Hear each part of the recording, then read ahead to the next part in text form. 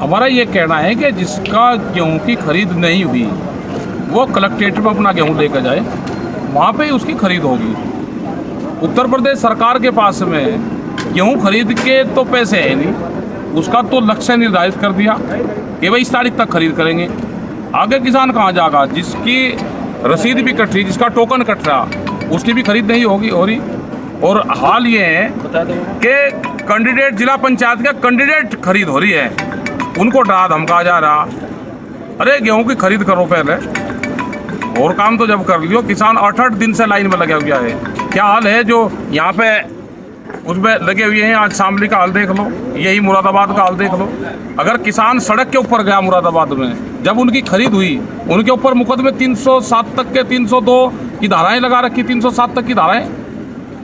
ये कहाँ का न्याय है कि आप उन पर 307 तक की धाराएं लगाओगे आप उसके ऊपर?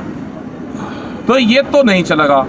आप खरीद करो, आपका लक्ष्य पूरा हो रहा नहीं हो रहा हमको नहीं पता।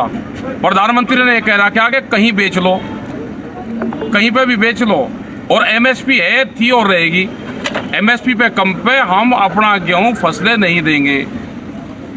आप उसकी खरीद करवाओ, और कलेक्ट्रेट में खरीद सबसे बढ़िया होती है। जिसका नहीं गेहूं बिक रहा वो कलेक्ट्रेट में डीएम के यहाँ पे ले जा सकता है। यहाँ पे भी अब यात्रा आ रही है। आज सहारनपुर से यात्रा चली, जो ट्रैक्टर यात्रा है। आज रात में वो मेरठ रुकेगी, 24 तारीख की रात को। 25 तारीख में वो किसान क्रांति गेट गाजीपुर पर आ जाएगी। 26 में यही रहेगी, 27 में ये यात्रा करीब 4-5 दिन का इसका दौरा हो जाएगा। हजारों ट्रैक्टर इस यात्रा में शामिल हैं। बहुत बड़ी संख्या में लोग इसमें आ रहे हैं। और अपना आने के बाद में जब कल यात्रा यहाँ पर आ जाएगी, आगे का निर्णय फिर लेंगे। और ये यात्राएं मोर्चों पे चलती रहेगी। इसके बाद में अगली यात्रा चलेगी, उसकी डेट दे देंगे। कौन कौन से जिले किस किस दिन आने हैं वो डेट यहाँ से बताई जाएगी। उसी जिले के लोग उस तारीख में यात्राओं में शामिल होते रहे। आंकड़ा ये है कि सस्ते में गेहूं खरीद के और महंगे में बेचा जाता है। कौन एजेंसियां हैं कि जो लगी हुई है कि गेहूं की खरीद लक्ष्य से ज़्यादा हुई, किसान का खरीदारी गया, वो कहाँ से गेहूं आ गया? तो सरकार गलत आंकड़े देती है, अपनी बात को बड़ी करवाना चाहती है, प्रेस के माध्यम से अपनी बात कहना चाहते हैं।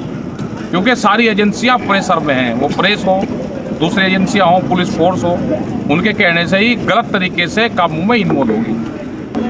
किसान सरकार का ये अहंकार है जो 8 महीने से किसान बैठा। 8 महीने का तक लगातार किसी एक विषय को लेकर किसी भी समुदाय का बैठना। और किसान जो इस देश का बहुसंख्यक है, जो आज भी 65% ही है, जिसकी रोजी रोटी खेती के माध्यम से चलती है, वो वर्ग जो इस देश की सत्ता बनाने और बिगाड़ने में सक्षम है, जब ये सरकार उसकी परवाह नहीं कर रही है तो किसकी परवाह करेगी? ये तानाशाही है। तानाशाही की और पूंजीपतियों के गुलाम है ये लोग। जो पूंजीपति कहते हैं वो यहाँ नीतियाँ बनती हैं उनके इशारे पे, यहाँ कानून बदले जाते हैं, कानून का मजाक उड़ाया जाता है। तो इन्होंने शायद ये माना था कि जिस तरह से इन्होंने तमाम जो आंदोलन हुए इससे पहले उनको कुचला, इन्होंने उन आंदोलनों को बदनाम करके, उनको डिमोरलाइज करके मतलब दबाया उनको।